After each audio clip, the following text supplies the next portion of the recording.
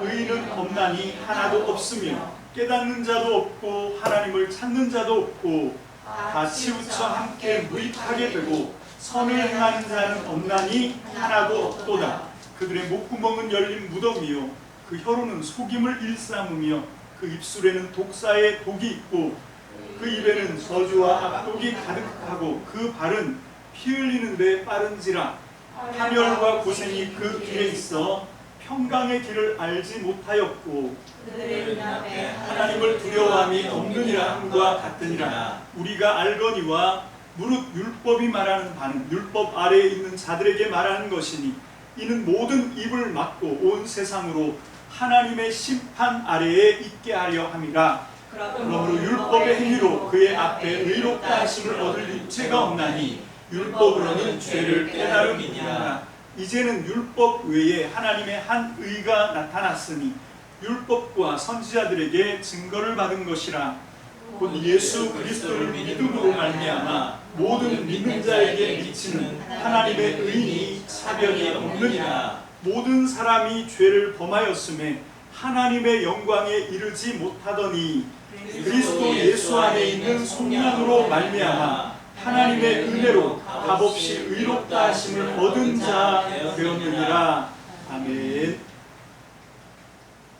기도합시다. 할렐루야. 주님 감사합니다. 오늘 우리가 로마서 3장 9절로 24절 말씀을 가지고 이제 2000년 전 바울이 로마의 편지를 쓸 때 유대인과 헬라인, 로마 사람, 하나님 그 사이의 관계에 대해서 지금 이 로마의 편지를 쓰는데 굉장히 중요한 주제가 되었다는 것을 우리가 말씀을 통하여 깨닫기를 원합니다. 하나님, 비록 우리가 시간으로 많은 차이가 있고 문화적으로 또 지리적으로 여러 가지 거리가 있어서 그 사람들의 모든 것들을 다 이해할 수 없겠으나 하나님, 우리의 지혜는 한계가 있지만 하나님의 성령의 계시와 지혜는 하나님 그 모든 것을 통달하시는 줄로 믿습니다.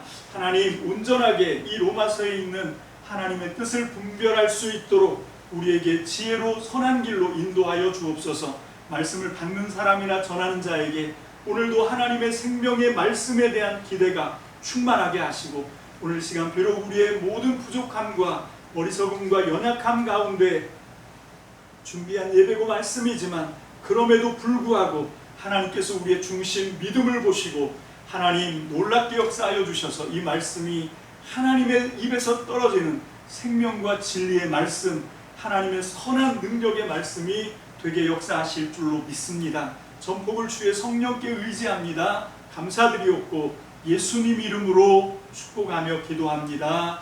아멘. 할렐루야.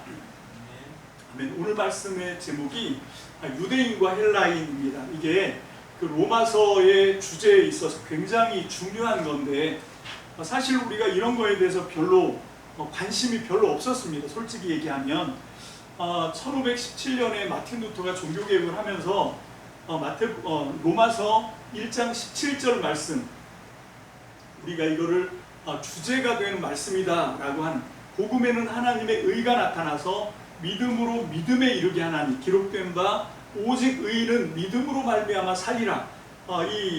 그 마틴 루터가 이 말씀에 확 사로잡혀서 사실 이 사람은 고민이 많았거든요. 카톨릭 수사였으면서도 자기 구원의 문제에 대해서 두려움이 있었습니다. 과연 내가 구원받은 사람 맞나? 거기에 대한 두려움이 굉장히 많았고 그래서 막 온갖 고행을 다 했다 그래요. 심지어는 그 베드로 성당이라고 있는데 그 베드로 성당, 로마에 있는 베드로 성당에 그 유리가루, 깨진 유리가루를 계단마다 쫙 뿌려놓고 그 계단이 굉장히 높다 그래요. 그걸 무릎으로 기어 올라갔다고 그러죠. 그럼 그 무릎이 어떻게 되겠습니까? 정말 피가 철철 나겠죠. 왜 자기 몸에 그렇게 고통을 주냐면 그렇게 해서라도 자기가 정말 구원받았는가에 대한 이거에 정말 굉장히 많이 몰입하고 있었고 그거에 대한 의문과 질문이 있었던 거죠. 그런데 이 로마서 1장 17절 말씀을 읽다가 이 말씀을 공부하다가 드디어 깨달은 겁니다. 와, 그렇구나. 나의 의가 아니구나. 구원이. 복음에는 하나님의 의가 나타나서 이 하나님의 의로 우리를 구원하신다라고 하는 그 말씀에 확 붙들려가지고 그래서 오직 믿음, 우리의 구원은 율법의 행위가 아니다. 우리 자신의 어떤 거룩함, 의로움이 아니다. 도덕적으로 윤리적으로 흠이 없어야 구원받는 것이 아니라 이건 그냥 하나님의 무조건적인 은혜와 사랑으로 하나님의 선물로 그래서 우리가 구원받았다. 여기에 너무 확 잡히는 바람에 로마서의 말씀을 전부 이걸로 다 풀었어요. 믿음으로 구원받는다. 행함이 아니다. 그렇게 하다 보니까 여러분 혹시 그걸 들어보셨나 모르겠는데 우리 공동체 성경 읽기에 보면 로마서 소개라고 하는 부분이 있거든요. 그 로마서 소개에 보면 로마서에 대한 이 내용을 주제를 쭉 이렇게 설명해내고 있는데 거기에 굉장히 중요한 질문을 합니다. 그래 좋다. 믿음으로 구원을 얻는다. 저도 그렇게 믿습니다. 근데 그 믿음으로 구원을 얻는다는 걸 우리가 혹시 이렇게 이해하고 있는 것은 아닌가? 그래서 믿음으로 구원을 얻었기 때문에 구원 이후에는 난 아무것도 안 해도 된다. 그런 생각인 거죠. 왜 나는 이미 믿음으로 나는 구원받은 자니까 내가 내 구원을 위해서 뭐 할 게 없잖아요. 나는 아무것도 안 해도 된다. 그래도 그런 의미로 믿음이냐, 그런 의미로 구원이냐, 이렇게 이제 도전을 하더라고요. 공동체 성경 읽기가 굉장히 중요한 맥락입니다. 여러분 분명히 바울이 우리는 오직 여기도 나오잖아요. 로마서 1장 17절에도 나오지만 우리는 은혜의 법으로 믿음으로 구원을 얻었다 라고 하는 걸 지금 계속 얘기해요. 율법이 아니다. 율법은 그냥 죄를 깨닫는 거고 하고 이제 계속 믿음의 구원, 의의 지배 이걸 쭉 얘기를 하고 있는데 근데 그 배경을 제껴놓으니까 그냥 여기 있는 문구만 보니까 그냥 믿기만 하면 되나 보다 이렇게 생각을 하는 거죠. 근데 사실은 그게 아니고요. 이 로마 교회는 굉장히 심각한 문제가 있었어요. 그 문제가 뭔가 하면 오늘 이제 우리가 본격적으로 한번 들어가 보려고 하는 유대인과 로마인 사이의 문제였어요. 지난 시간에도 제가 몇 번을 걸쳐 말씀을 드렸는데 글라우디오 황제가 되었을 때 그 황제가 이제 두 번째 황제 죄송합니다. 세 번째 황제인데 이 황제가 네로 황제 네 번째군요. 네 번째 황제 그죠? 황제가 어떻게 되죠? 아우구스토 그리고 티베리우스 그 다음에 세 번째가 칼리쿨라 그리고 네 번째가 글라우디오 다섯 번째가 헤롯이래 네로 이렇게 해서 이 글라우디오 율리우스 이 가문은 여기서 끝납니다. 그리고 이제 장군들이 한 4명이 돌아가면서 하다가 그 다음에 이제 베스파시안, 티토, 도미티안 이렇게 이제 또 베스파시안 왕조가 또 로마에 세습을 하게 되고 그런 역사가 있어요. 중요하지 않습니다. 그냥 듣고 올렸을 때요. 중요한 건 뭔가 하면 글라우디오가 황제가 되었을 때 로마에 이 유대인들이 문제를 일으켰어요. 그런데 가만히 들어보니까 유대인들이 서로 구원의 문제를 갖고 싸우는데 이게 사실 그래요.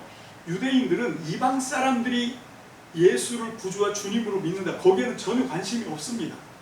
왜? 그냥 이방 사람들은 원래 이 유대인들의 관심이 아니었어요. 근데 유대인들은 어디에 관심이 있냐면 유대인인데 예수를 메시아다 이렇게 주장하면 유대인들은 못 참습니다. 왜 그러지요? 그러니까 유대인은 하나님의 언약의 백성이거든요. 그렇게 생각해 왔는데 그런 하나님의 언약의 백성이 나무에 달려 저주받은 자를 메시아로 추종한다고?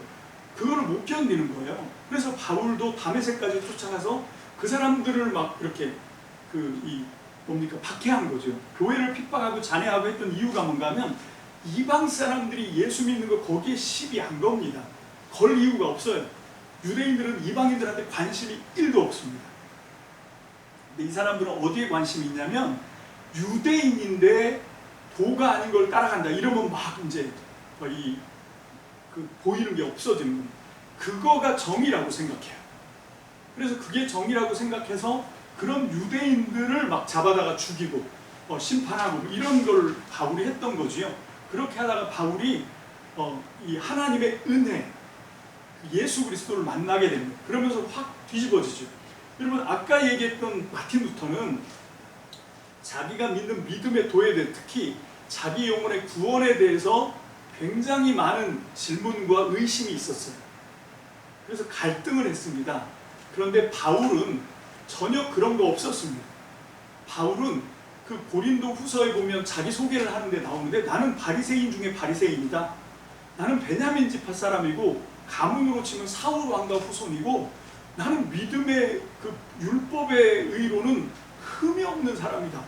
그렇습니다. 바울은 자기가 믿던 그 율법을 진리로 믿고 따라가는데 전혀 아무런 갈등이나 의심이나 고민이나 전혀 없었어요. 그렇게 없던 사람이기 때문에 더 열광적으로 예수를 메시아로 따르는 사람들을 박해했던 거죠. 그렇게 하다가 이 바울이 그런 고민을 하다가 깨달은 게 아니고 그냥 하나님이 그렇게 아무 자격 없는 바울에게 하나님의 진리를 선물로 딱 주신 겁니다. 여러분, 이 그 은혜라고 하는 말이 헬라어로 카리스거든요. 이게 카리스, 은혜, 이 말이 선물이라는 뜻이에요. 좀 안타깝게 우리 참고 성구에 보면 어떤 건 은혜, 카리스인데 어떤 건 은혜로 번역하고 똑같은 카리스인데 어떤 건 또 은사라고 번역하고 왜 이렇게 하는지 잘 모르겠는데 이게 다 하나님의 선물입니다. 자, 그러면 우리가 은혜로 구원을 받았잖아요. 그치? 그러면 은혜로 구원을 받았다는 말은 직역하면 선물로 구원을 받았다는 뜻이거든요. 자, 그럼 그 선물이 뭡니까? 구원이 선물입니까? 하나님이 우리에게 주신 선물이 뭐지? 하나님이 우리에게 주신 은혜, 카리스, 선물은 뭐냐면 예수 그리스도입니다. 하나님이 자기 아들을 우리에게 선물로 주신 거예요. 바울이 그걸 깨달은 겁니다. 자기가 저주받았다고 생각하고 이거는 메시아가 아닌데 사람들이 헷가닥해서 예수를 메시아로 추종한다고 생각하고 막 핍박하고 잔해하고 박해하던 그 예수가 메시아라는 사실을 다메섹에 올라가다가 부활하신 주님을 만나고 신비한 체험을 통해서 바울이 깨달은 거예요. 바울이 거기서 예수님이 하나님이 바울에게 주신 선물이 되었던 겁니다. 그래서 은혜로 구원을 깨달은 거예요. 자기가 막 고민하고 갈등하고 질문을 갖고 그러다가 애쓰고 힘쓰다가 깨달은 게 아니라 자기는 율법이 완전하다고 생각했어요. 율법을 열심으로 믿었단 말입니다. 아무 갈등 없었어요. 근데 갑자기 어디서 난데없이 나사렛 청년 예수를 메시아라고 떠들기 시작합니다. 막 김이 났죠. 도저히 참을 수가 없었습니다. 그래서 거룩한 하나님의 분노로 예수님은 이미 죽었으니까 어떻게 할 수 없잖아요. 그죠? 예수님을 따르는 유대인들을 핍박하려고 쫓아가다가 부활하신 주님을 다메섹에서 만납니다.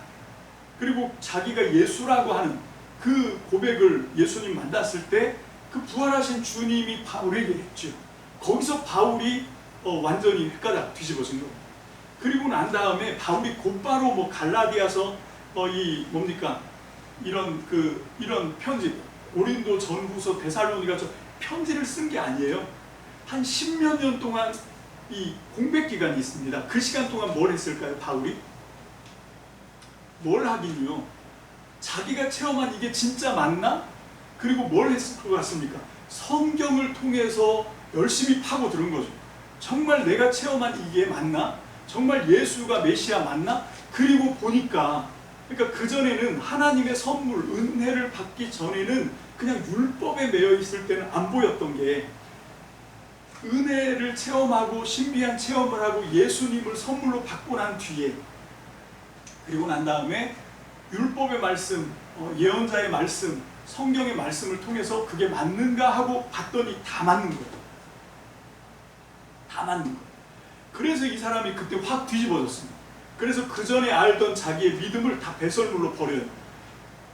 이 사람이 원래부터 이거는 쓸데없는 거야 라고 생각했던 건 아닙니다. 굉장히 귀하게 생각했어요. 근데 갑자기 내가 원하지도 않았는데 하나님이 떡 주신 선물이 너무 귀하니까, 그 전에 내가 귀하다고 생각했던 게 하나님이 주신 선물 예수 그리스도의 빛 안에서 보니까 아무것도 아닌 거예요. 내가 왜 여기에 목숨을 걸었지? 그리고 버리는 거예요. 그래서 자기는 가장 고상한 지식 예수 그리스도를 알고 싶다라고 이제 달려가는 거죠, 바울이. 그게 빌립보서의 고백입니다. 자, 그렇게 이제 사도 바울의 이야기를 대충 우리가 한번 훑어보면서, 바울은 그래서 유대인의 습성을 잘 알아요. 유대인의 습성을 잘 알 뿐만 아니라 바울이 이제 자기는 이방인의 사도다라고 이야기합니다.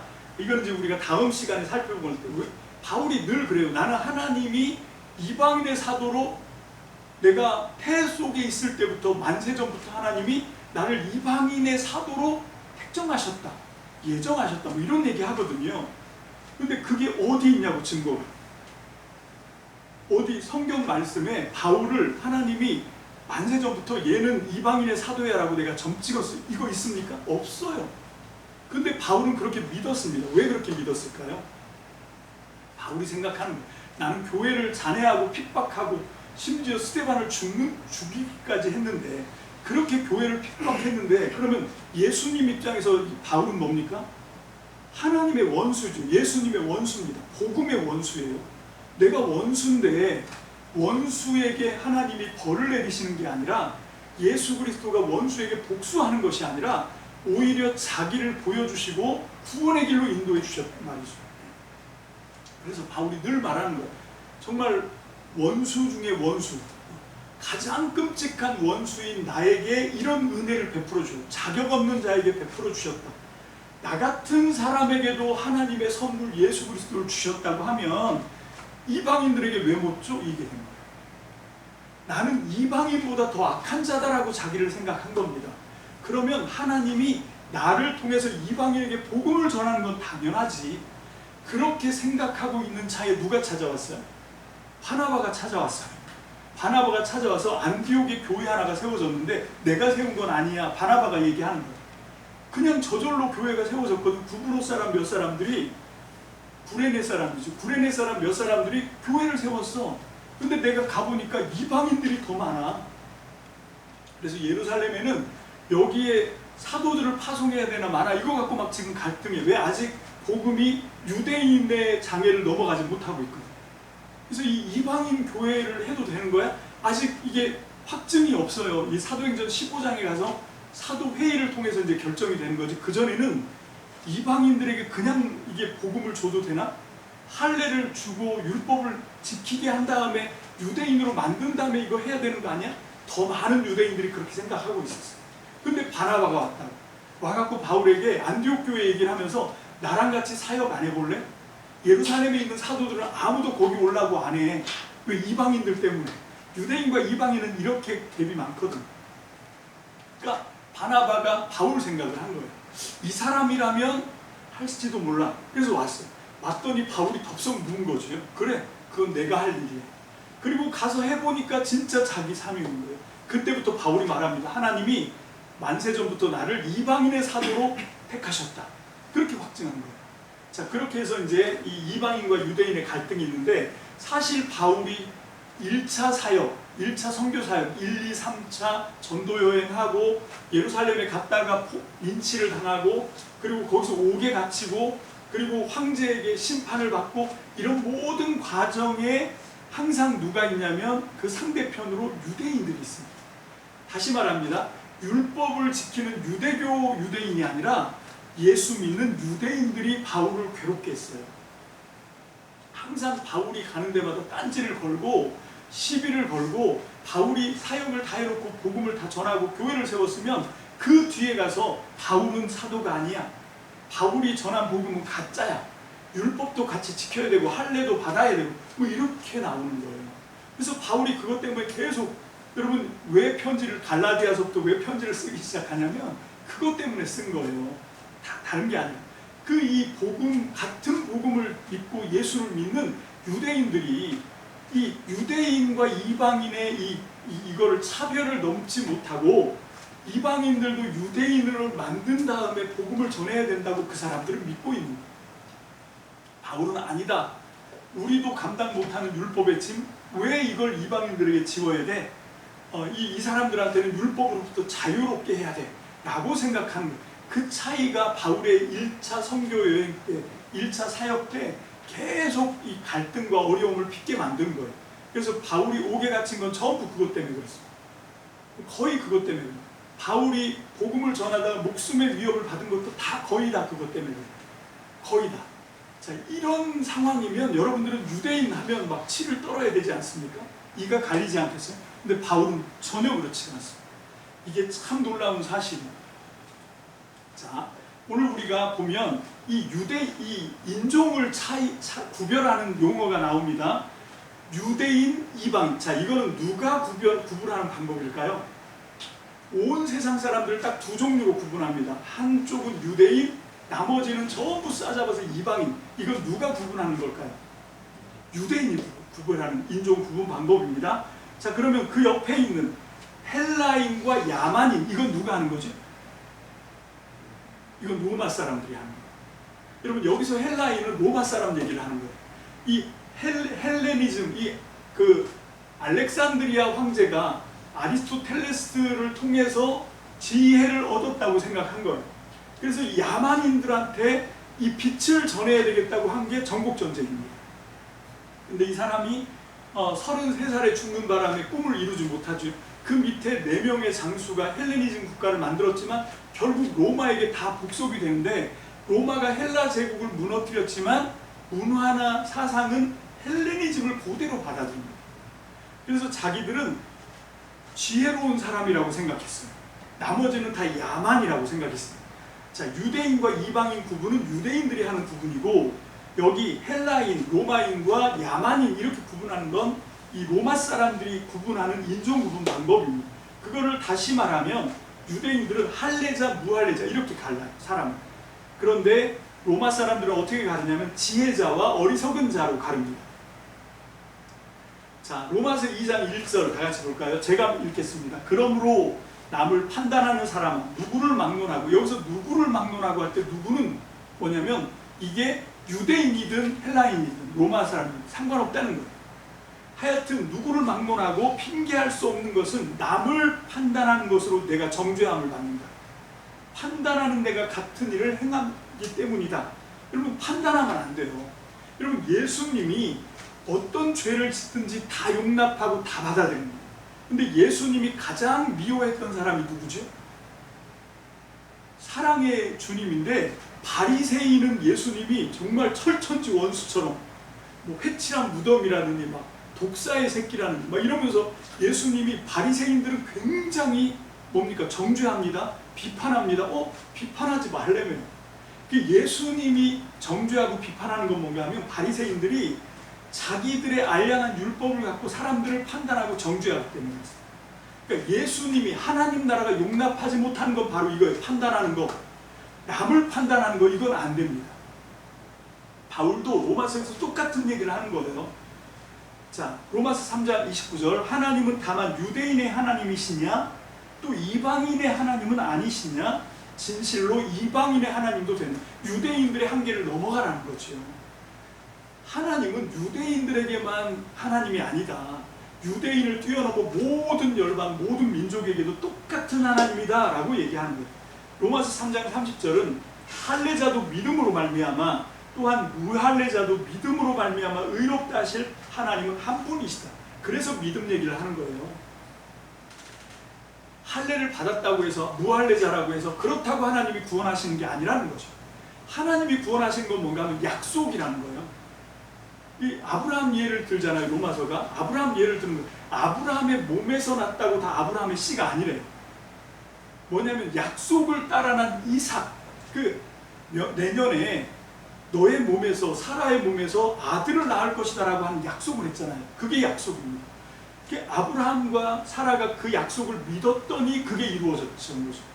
그때가 언제냐면 아브라함이 할례 받기 전이었다는 거예요. 아브라함이 언제 할례 받습니까?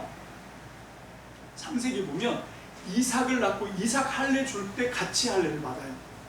그러니까 이게 유대인들은 자기네가 할례를 받았다, 율법을 지킨다, 그걸로 하나님이 자기들을 의롭다 하고 구원하는 줄 아는데 아니라는 거예요.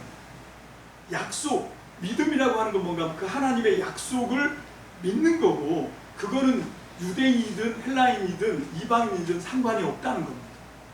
그래서 이 로마서에서 그래서 이 믿음으로 구원 얻는다라고 하는 얘기를 하는 거예요.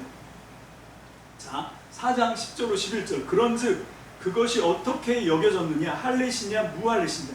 할례시가 아니요 무할례시니라. 그가 할례의 표를 받은 것은 무할례시의 믿음으로 된 의를 인친 것이니 이는 무할례자로서 믿는 모든 자의 조상이 되어 그들도 의로 여기심을 얻게 하려 합니다. 아브라함 얘기를 하는 거예요. 아브라함이 믿음의 조상이 되고 택함을 받은 게 무할례 때문에 그렇다.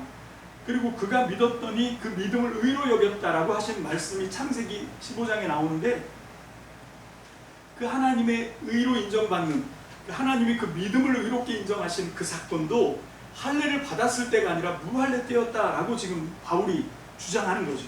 자, 그러면서 17절로 18절 기록된 바 내가 너를 많은 민족의 조상으로 세웠다 하신 것 같으니 그가 믿은 바 하나님은 죽은 자를 살리시며 없는 것을 있는 것으로 부르시는 이시니라. 아브라함이 바랄 수 없는 중에 바라고 믿었으니 이는 내 후손이 이같으리라 하신 말씀대로 많은 민족의 조상이 되게 하려 하십니다. 하나님의 약속을 믿을 때 아브라함은 할례를 받지 않았기 때문에 믿을 수 없는 중에 믿었고 바랄 수 없는 중에 바랐다는 거. 이게 율법의 기준으로 그렇습니다. 율법의 기준으로는 율법 안에 있고 그리고 유대인이고 할례를 통해서 내가 약속의 백성이다라고 하는 그게 있어야 비로소 하나님을 믿을 수 있고 하나님을 바랄 수 있다. 이게 유대교 율법의 기준이거든요. 근데 아브라함을 봐라. 그 사람이 믿음으로 의롭게 여김을 받았을 때 할례 받지 않았지 않느냐. 아직 율법이 있지도 않았지 않느냐. 율법은 레위의 몸을 통해서 나오니까 나중에.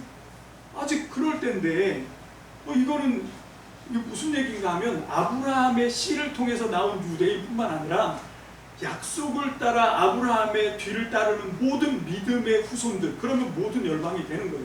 유대인 이방인 구분이 없어진다는 얘기를 지금 여기서 하고 있는 거죠.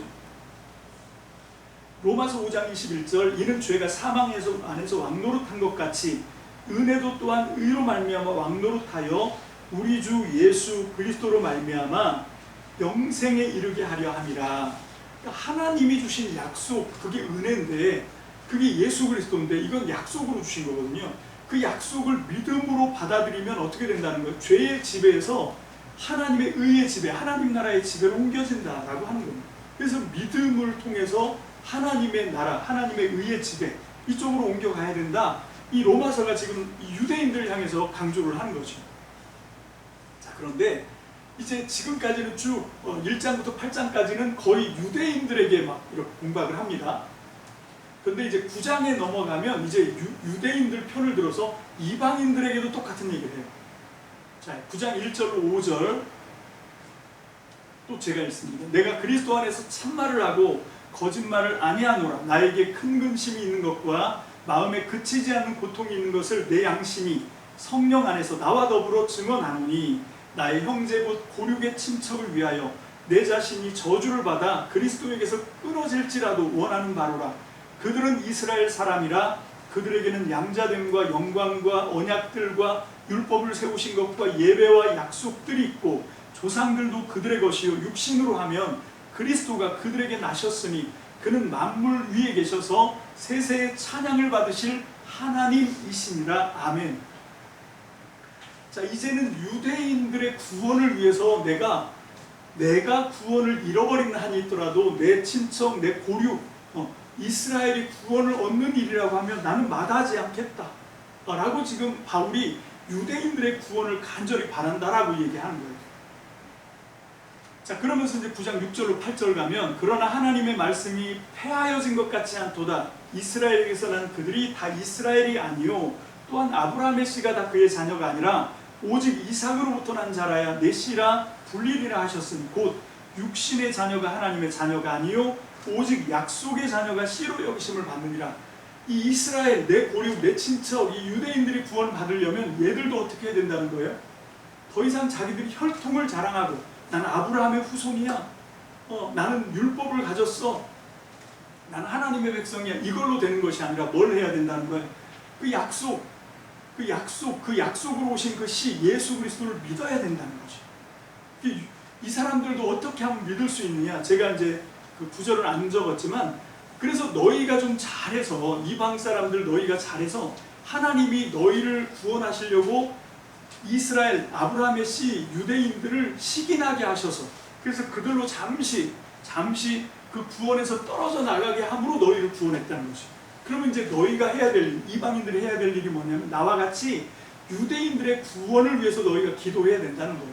그리고 기도만 할 게 아니고 너희가 어떻게 되냐면 유대인들이 봤을 때 시기가 날 정도로 잘 믿어서 하나님의 복을 좀 받아야 된다는 거예요.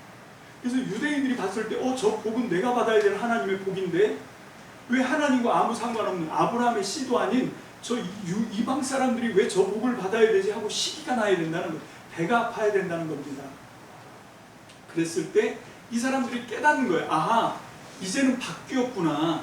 이제는 그 약속으로 오신 아브라함의 씨, 아브라함의 약속, 언약의 약속으로 오신 예수 그리스도를 믿어야만 우리도 구원을 얻는구나. 시기 나서 이제 구원으로 와야 되는 거죠. 그 일을 해야 되는 게 우리의 사명이다라고 지금 이 9장에서 얘기하고 있는 겁니다. 자, 그러면서 9장 24절 다 같이 읽어볼까요? 시작. 이 그릇은 우리니 곧 유대인 중에서뿐 아니라 이방인 중에서도 부르신 자니라. 자, 이 하나님의 이 사역을 위해서 우리가 그릇으로 준비됐다는 거예요. 이 유대인 가운데, 이스라엘 가운데도 시기가 나서 몇 사람은 구원을 해야 되는데 그 구원할 사람들을 우리가 받아내야 되잖아요. 그렇죠? 그게 우리라는 거죠. 부르심을 받은 너희다. 저는 이 약속에 저와 여러분들이 있다고 믿습니다. 아멘. 그것이 우리가 믿음을 가져야 되는 하나님이 주신 우리에게 주신 목적이다라고 생각해요. 로마서 10장 1절 형제들아 내 마음에 원하는 바와 하나님께 구하는 바는 이스라엘을 위함이니 곧 그들로 구원을 받게 함이라. 똑같은 얘기를 지금 계속 이어가고 있습니다. 로마서 10장 12절로 13절입니다. 시작. 유대인이나 헬라인이나 차별이 없음이라 한 분이신 주께서 모든 사람의 주가 되사 그를 부르신 모든 사람에게 부요하시도다. 누구든지 주의 이름을 부르는 자는 구원을 받으리라. 여기서 누구든지는 유대인이나 헬라인이나 모든 이방 사람들, 이제는 주의 이름을 불러야 되는 거예요. 로마서는 지금 그 얘기를 하는 겁니다. 그래서 이 로마서가 두 부분으로 나눌 수 있는데 1장부터 11장까지가 이론. 항상 바울의 편지를 그래요. 항상 바울의 편지는 원리 이론을 앞부분에다 놓고 그 다음에 실천 부분, 실제로 우리가 삶에서 적용해야 되는 부분은 뒤로 가죠. 12장부터 16장까지가 적용입니다. 자, 이제 이론 부분, 우리가 알아야 되는 이 이론, 신학적인 부분은 11장에서 끝나는데 그 11장 마지막을 찬양으로 끝내요. 그게 11장 33절로 36절이 찬양이거든요. 먼저 25절 한번 볼까요? 11장 25절 다 같이 시작. 형제들아 너희가 스스로 지혜 있다 하면서 이 신비를 너희가 모르기를 내가 원하지 아니하노니 이 신비는 이방인의 충만한 수가 들어오기까지 이스라엘의 덜어는 우둔하게 된 것이라. 자, 이게 신비라는 거예요. 하나님이 지금 하나님의 어떤 그 큰 섭리를 따라서 지금 이걸 만들어가는 거다. 이 로마 교회 안에 지금 뭐가 있다고요? 유대인과 이방인 사이에 갈등이 있는데 갈등으로 보지 마라. 이건 하나님의 섭리다. 왜 유대인들이 우둔하게 됐냐면 이방인들을 구원하기 위해서 이 신비 때문에 그렇게 한 거야. 이게 하나님이 하신 거야. 하나님의 섭리로 너희가 그 차이를 좀 뛰어넘었으면 좋겠다라고 지금 얘기하는 거죠. 그러면서 이제 찬양이 들어오는데 이게 로마서 이론 부분, 이 신학 부분을 마치면서 이 바울이 찬양으로 끝내고 있습니다. 우리 다 같이 볼까요? 33절, 36절 시작. 깊도다 하나님의 지혜와 지식의 풍성함이여 그의 판단은 헤아리지 못할 것이며 그의 길은 찾지 못할 것이로다. 누가 주의 마음을 알았느냐? 누가 그의 모사가 되었느냐? 누가 주께 먼저 드려서 갚으심을 받겠느냐? 이는 만물이 주에게서 나오고 주로 말미암고 주에게로 돌아감이라. 그에게 영광이 세세에 있을지어다. 아멘.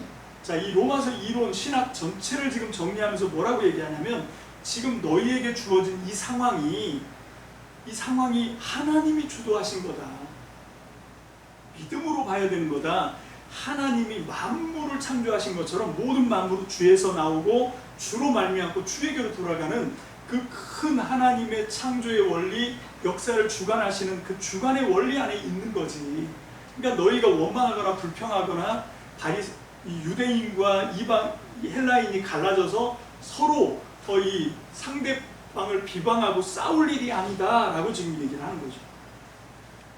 자, 그러면서 이제 이론 부분에 들어갑니다. 자, 로마서 14장 1절로 4절 다 같이 봅니다. 시작.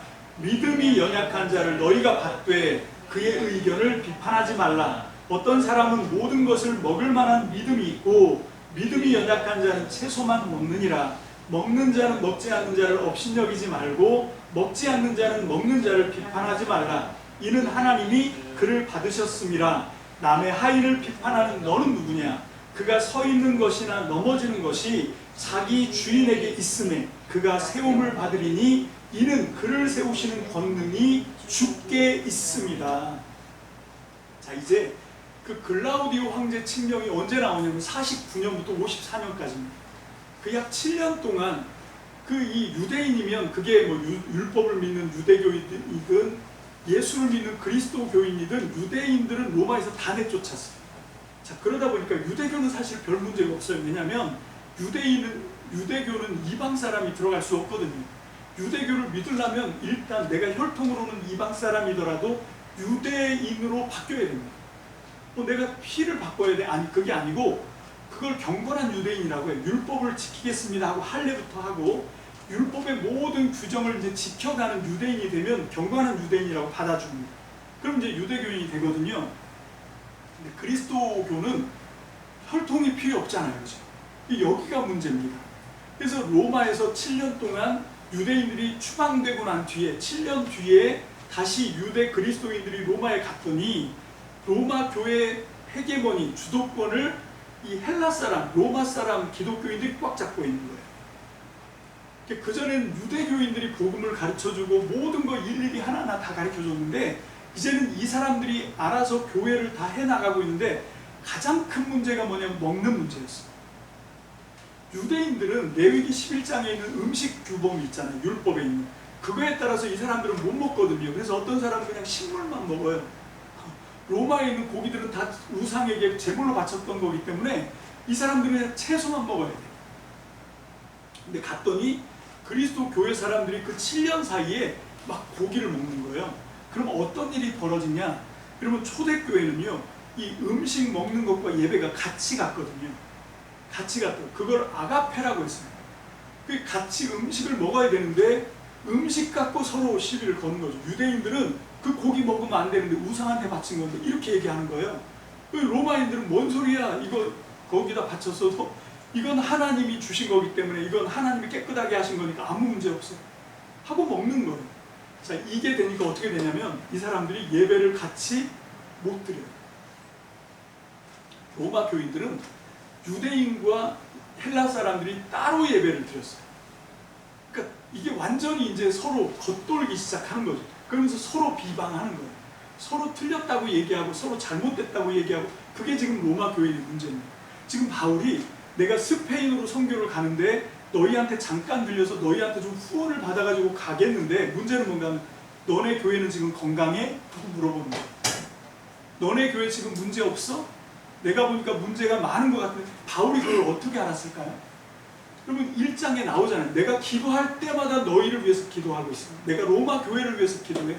바울은 기도할 때 한 번도 안 쉬고 로마 교회와 교인들을 위해서 기도했기 때문에 로마서 16장에 나오는 그 많은 로마 교인들의 성도들의 이름도 다 알고 있어요. 그 사람들이 지금 뭘 하는지 한 번도 가본 적은 없지만 다 꿰고 있다고. 다 알고 있다고. 그래서 이렇게 굉장히 공격적인 편지를 쓴 거예요. 그러고도 니네가 교회야? 라고 하는 거예요. 다 죄인이야 라고 얘기하는 거예요. 너희는 다 죄 아래 있어. 죄의 지배 아래 있어. 그게 뭐냐고? 서로 비판하잖아.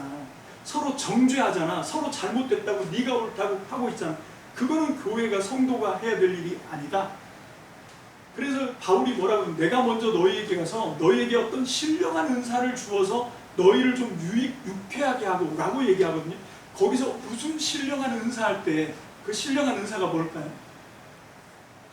고린도전서 12장에 보면 너희가 신령한 것을 모르기를 내가 원하지 않는다 하면서 은사들을 쫙 얘기해요. 방언과 예언과 그걸 위시해서 많은 은사들을 쭉 얘기하거든요. 근데 그것보다 가장 신령한 은사가 있다. 그게 뭐죠? 고린도전서 13장에 나오는 사랑 얘기를 하잖아요. 로마서도 똑같은 얘기를 하는 거예요. 너희는 지금 사랑이 필요해. 그 유대인과 헬라인의 차별을 뛰어넘을 사랑이 너네한테는 반드시 필요해. 그 얘기를 하는 거예요. 그러면서 뭘 얘기하냐면 믿음이 연약한 자를 서로 좀 받아줘라. 그의 의견을 비판하지 말아라. 어떤 사람은 모든 것을 먹을 만한 믿음이 있고 어떤 사람은 믿음이 연약한 채소만 먹어요. 유대인 얘기를 하는 거예요. 자, 그렇다고 너희 업신여기면 안 돼. 그 뒤에 나오는 14장 6절로 8절 볼까요? 시작. 나를 중히 여기는 자도 주를 위하여 중히 여기고 먹는 자도 주를 위하여 먹으니 이는 하나님께 감사하며 먹지 않는 자도 주를 위하여 먹지 아니하며 하나님께 감사하느니라. 우리 중에 누구든지 자기를 위하여 사는 자가 없고 자기를 위하여 죽는 자도 없도다. 우리가 살아도 주를 위하여 살고 죽어도 주를 위하여 죽나니 그러므로 사나 죽으나 우리가 주의 것이로다.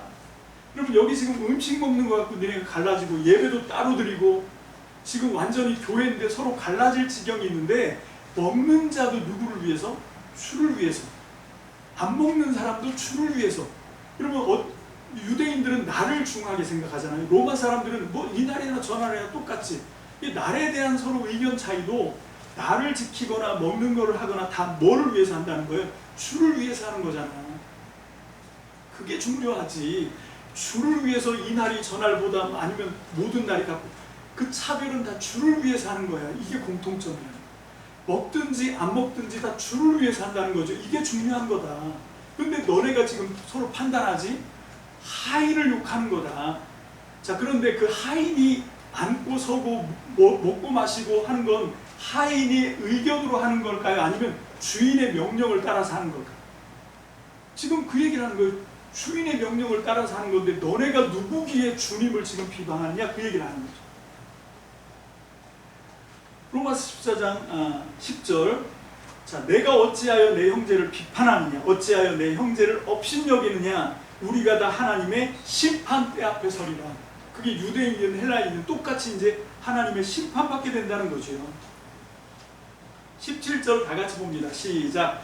하나님의 나라는 먹는 것과 마시는 것이 아니요 오직 성령 안에 있는 의와 평강과 희락이다.